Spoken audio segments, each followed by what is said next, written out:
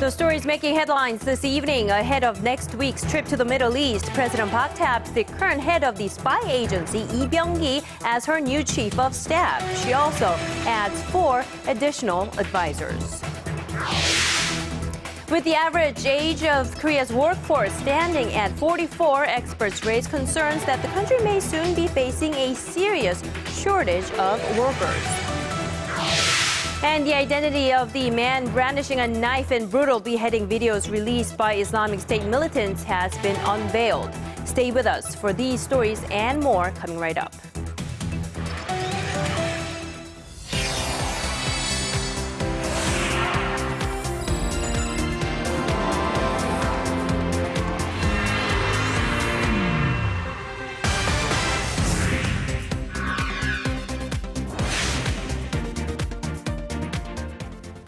Hello and welcome, everyone. This is Early Edition at 6, coming to you live from Seoul. I'm Laah Hyun-kyung. And I'm Daniel Choy. Thank you for joining us. Let's begin with news from the presidential office of Cheong Wa Dae. Well, President Park Geun-hye has named the head of Korea's National Intelligence Service as her new chief of staff. Plus, she also replaced her senior press secretary and appointed additional advisors. Our Choi Yu-sun starts us off. President Park's chief of staff, Kim Ki-chun, had been widely expected to step down to take responsibility for the discord within the presidential office that followed a controversial document leak. On Friday, the president went against media speculation about Kim's successor and named National Intelligence Service Director Lee Byung-kee as her new chief of staff. Lee, a career diplomat, has been President Park's political advisor since 2007 and served as the Korean ambassador to Japan.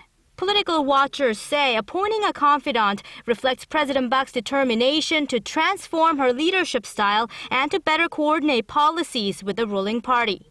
While the ruling party welcomed the news, its floor leader, known for speaking his mind, joined the opposition party in raising concerns about the president appointing confidants in her administration.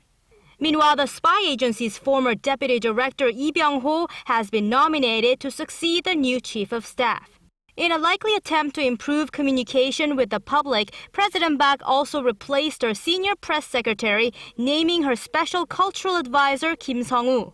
President Park, who named 4 honorary advisors last month to improve external communication, also announced 3 political advisors. Ju Oh-young, Yoon Sang-yeon, and Kim Jae-won are all experienced ruling party lawmakers and are close to the president. Interesting to note, the president added former opposition lawmaker Kim Kyung-jae, who crossed party lines to assist President Park in 2013 as her second press relations advisor. Having completed the personnel reshuffle and with many of her confidants by her side, President Park looks set to push ahead with her economic and reform policies this year, the 3rd year of her presidency. Choi Yu-sun, Arirang News. And now on to our 3-part series that we've been airing since Wednesday on the president's performance so far and what's ahead in her 3rd year in office. Today, we are going to focus on the foreign policy. Korea is enjoying improved ties with China, but has made little progress on inter-Korean relations. Arirang's Foreign Affairs Ministry correspondent Hwang Sung-hee files us this report. A stronger alliance with the United States and a budding friendship with China are 2 of President Park Geun-hye's most notable diplomatic achievements. The signing of a free trade agreement deepened Seoul's economic cooperation with Beijing, and the 2 neighbors have opened up military channels. But experts say South Korea may find itself in a difficult position between the 2 great powers. And I would say right now, the missile defense issue and the question of THAAD deployment in South Korea is one place where you can watch this tension really bubbling right up to the surface. Despite President Park's pledge to improve inter-Korean ties, tensions remain high. Some blame her lack of flexibility for fizzled momentum, like last year's reunions for war-separated families and a surprise visit to the South by a high-level North Korean delegation. Even the unification minister recently admitted that the Park administration's signature trust politique, which focuses on building trust with the North through dialogue and cooperation, failed to make any significant progress. But there are doubts that a fresh approach will be any better as long as Pyongyang maintains its belligerence. she can try some things to elicit that reciprocity from the North, but until they have a more cooperative attitude, it's very difficult to achieve positive outcomes. Another task is getting Japan to fully acknowledge its wartime sexual enslavement of Korean women. With relations with Tokyo at their worst, experts say Seoul should seek practical cooperation in areas like security and the economy. Since foreign affairs is an area that requires policies with a long-term perspective, experts say it's too early to judge whether the Park administration's diplomacy has been a success or a failure. 황상희, Arirang News. Business partner face a one-day entry ban. 77. Digging deeper, getting to the bottom of stories that impact your life. Talking with you on air and online. Connecting you with experts on the world's most pressing issues. News and current affairs at its best. With Laah Hyun-kyung and Daniel Choy. Arirang News. Arirang News. Arirang News. On Early Edition at 6. The masked man fronting brutal beheading videos released by the Islamic State militant group has been identified. Our Lee Ji-yoon has more on the identity and background of the man known as Jihadi John. The infamous Islamic State killer Jihadi John's real name is Mohammed Emwazi. The BBC and the Washington Post first broke the story on Thursday, citing former associates. Several other news outlets then reported that anonymous U.S. intelligence officials had confirmed that Jihadi John is indeed Emwazi. The Kuwait-born British man in his mid-20s comes from a middle-class family and attended college in London. He reportedly then went to Syria just 3 years ago to join the Islamic State group. Emwazi is the man seen in one brutal execution video after another in which he beheaded American journalist James Foley and Japanese journalist Kenji Goto. The BBC reports the U.S. and British authorities determined the identity of Jihadi John several months ago, but didn't make it public for security reasons. The British-based human rights group Cage, which helps Muslim prisoners, says Emwazi was a kind and soft-spoken young man, but that he felt like he was often harassed by security officials simply because he was Muslim. Various reports also say British officials suspected that Emwazi was trying to join the Somali Islamist militant group Al-Shabaab, so they stopped him from moving to Kuwait in 2010. The White House says it's not able to confirm or deny the reports of the man's identity. British police also declined to comment, citing the ongoing investigations. Still, this new information is likely to heat up the fight against the terrorist group and how authorities will now go about their hunt for Emwazi. Lee Ji-yoon, Arirang News.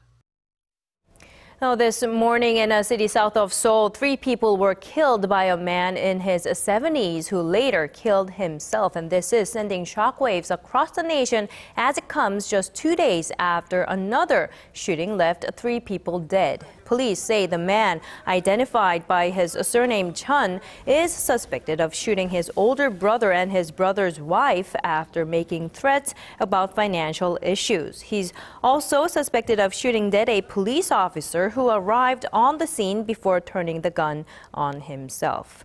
The initial report was made by the elderly couple's daughter-in-law, who jumped out of the window after seeing Chun shoot the couple. She is quoted by authorities as saying Chun had harassed the couple in the past, asking for money whenever he got drunk. Now, officials say a 6-page long note written by Chun prior to the shooting has been collected from his car. The investigation is still underway. Moving on to other stories. After a marathon meeting, Korea's nuclear watchdog says it's okay for a 32-year-old nuclear reactor to operate another 10 years. The decision on the Walsung-1 reactor is getting mixed reactions, with area residents still protesting that it poses a grave threat to the neighborhood. Our Kwon So-wa has this story. It was on the brink of being decommissioned. But the operational lifespan of the Walsung-1, one of Korea's longest-serving nuclear reactors, has been extended for 10 more years. The nuclear plant, one of 23 in the nation, was temporarily shut down in 2012 for review after its original 30-year lifespan expired. This is the second time a reactor has received an extension in Korea. Similar decisions will have to be made on other reactors in the coming years. Korea's nuclear watchdog gave the state-run nuclear power agency the green light to restart the reactor after its third marathon meeting on the issue this year ended early Friday. 7 members of the commission voted in favor of the extension. 2 boycotted the voting in protest. One of them, Professor Kim Ik-jung, says that during his 18 months as a member of the committee, he thought discussions were very thorough, but this one felt rushed.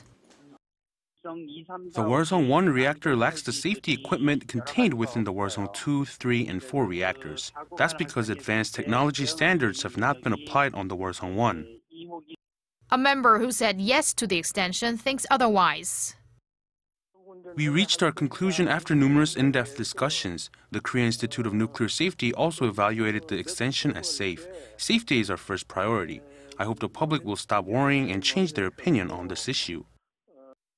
That's unlikely to happen, though, as local residents and environmentalists are furious with the extension and are expected to press the commission to overturn its decision. However, as things stand, the state power operator is expected to put the reactor back into operation sometime in April. Kwon So-ah, Arirang News. Meanwhile, the National Assembly held its third and final day of questioning on the Park administration's policies, with lawmakers grilling officials on social policy. Lawmakers urged the government to come up with measures for pressing social issues such as preventing child abuse and strategies for securing the necessary funds to expand the country's welfare system. Our Park Ji-won tells us more.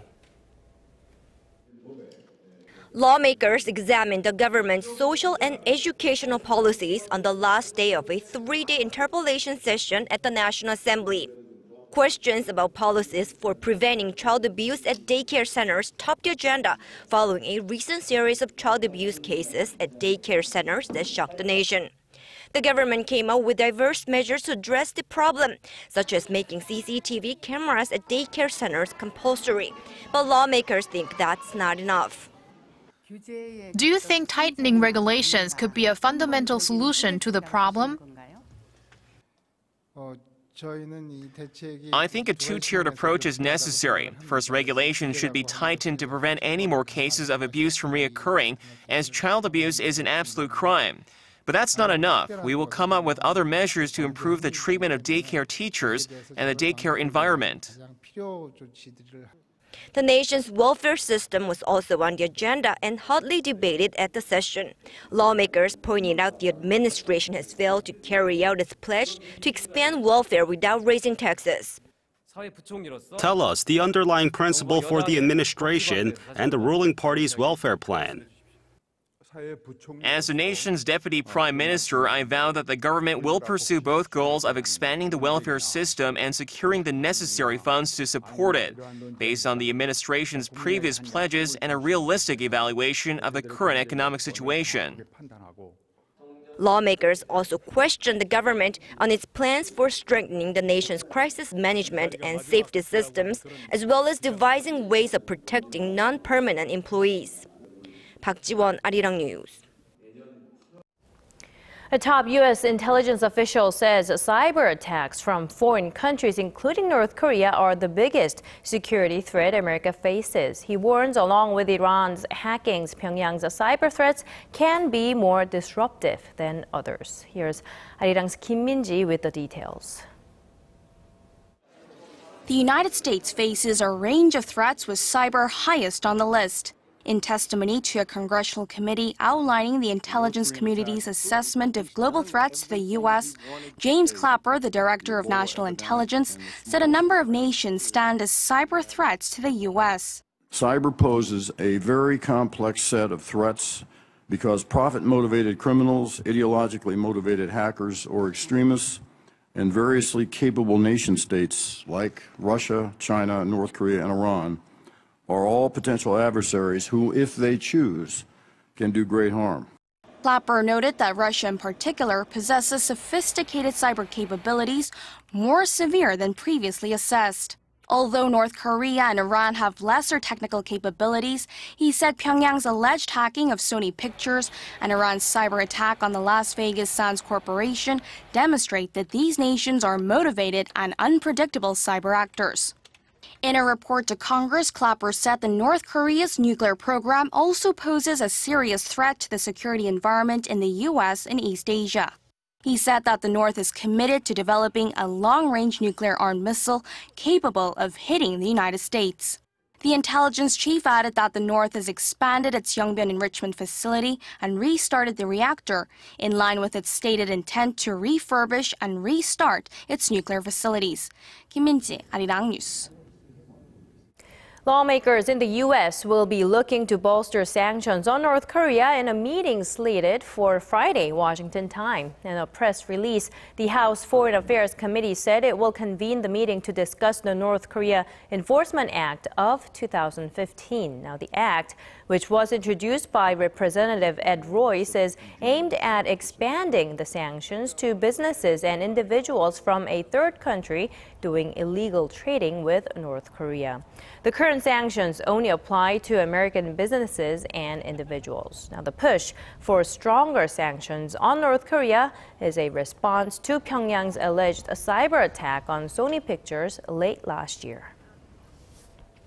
And in response to North Korea's unilateral notification that it would raise wages for North Korean workers at the inter-Korean Kaesong factory complex, the South Korean government has proposed a face-to-face meeting for sometime next month. Unification Ministry spokesperson Byung-kee on Friday criticized Pyongyang's move, saying it goes against previous agreements to resolve such issues through dialogue. On Thursday, North Korea sent a letter to the ministry saying it will raise the workers' minimum wage by 5% to $74 starting next month. There are more than 120 South Korean companies operating at the Kaesong Industrial Complex. The factory zone has been regarded as a symbol of inter-Korean economic cooperation since its opening in 2004. We move over to some disturbing digits. South Korea's rapidly aging population is having a noticeable impact on the nation's workforce as well.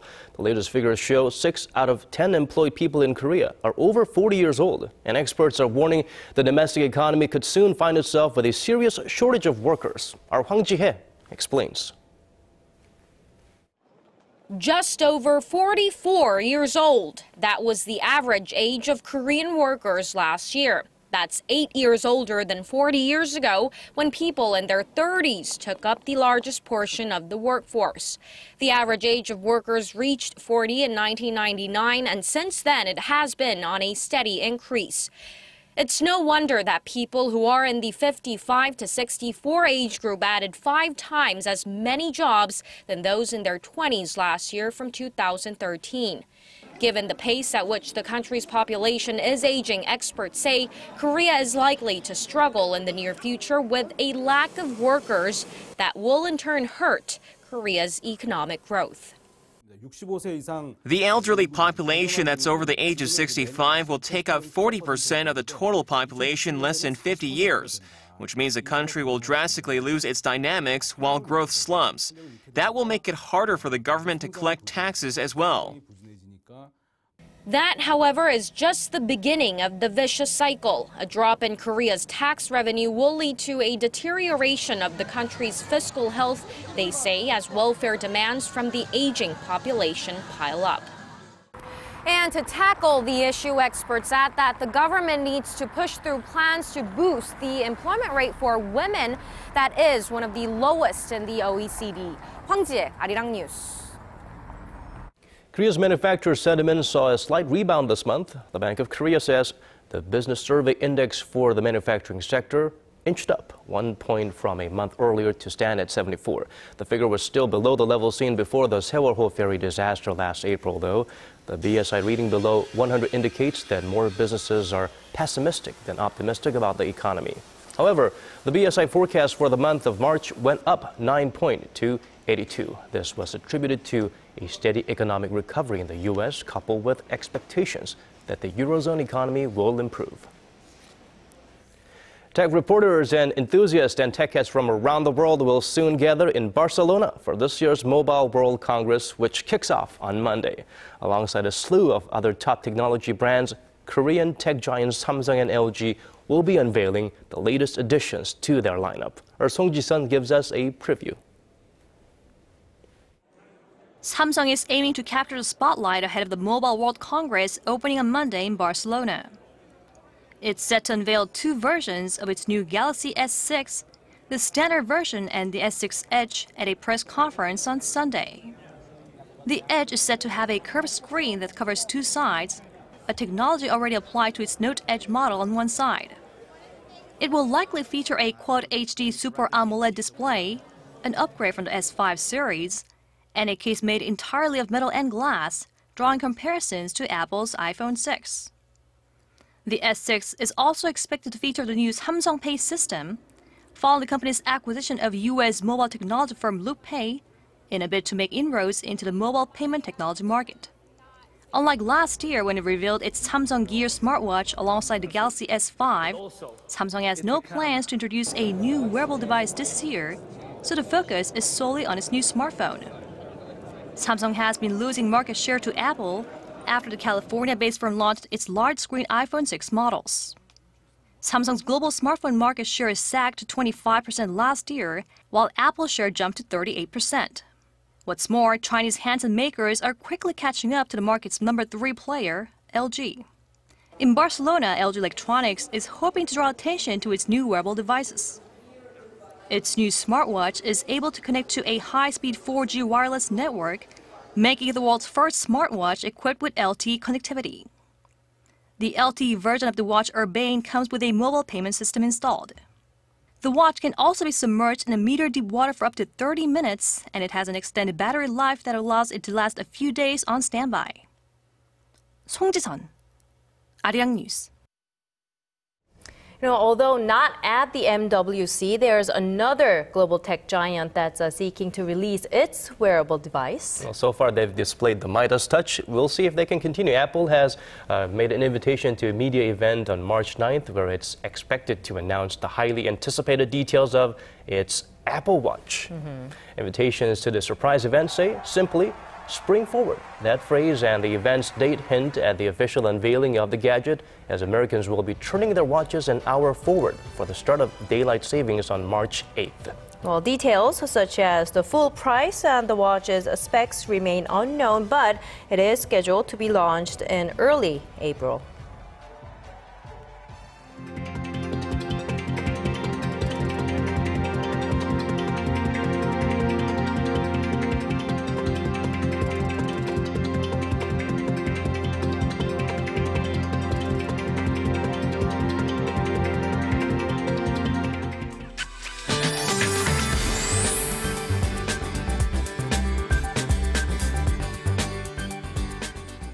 Good evening, I'm Michelle Park here with the latest weather forecast. Although the air is very chilly, the skies are looking clear with good air quality as well.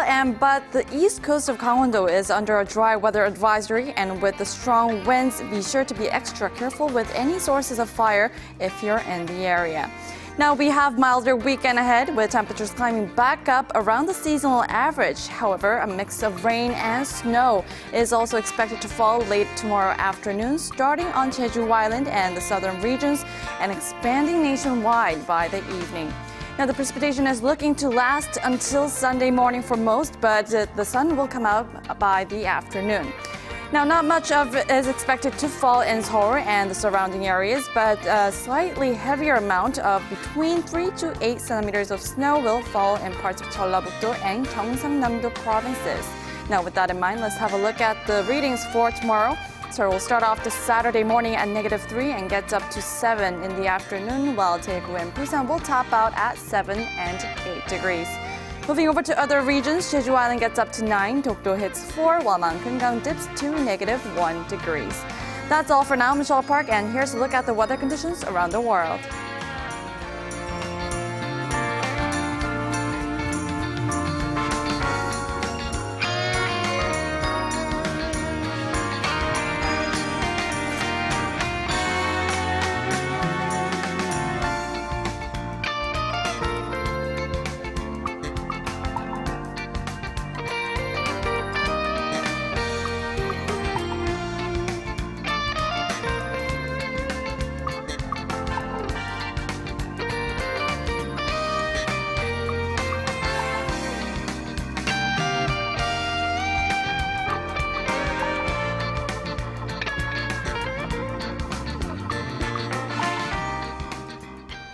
And that does it for us for this week. Have a great start to your day or a safe drive home. This has been Daniel Choy. And I'm Laah Hyun-kyung. Have a great weekend, everyone. See you again next week. Goodbye for now.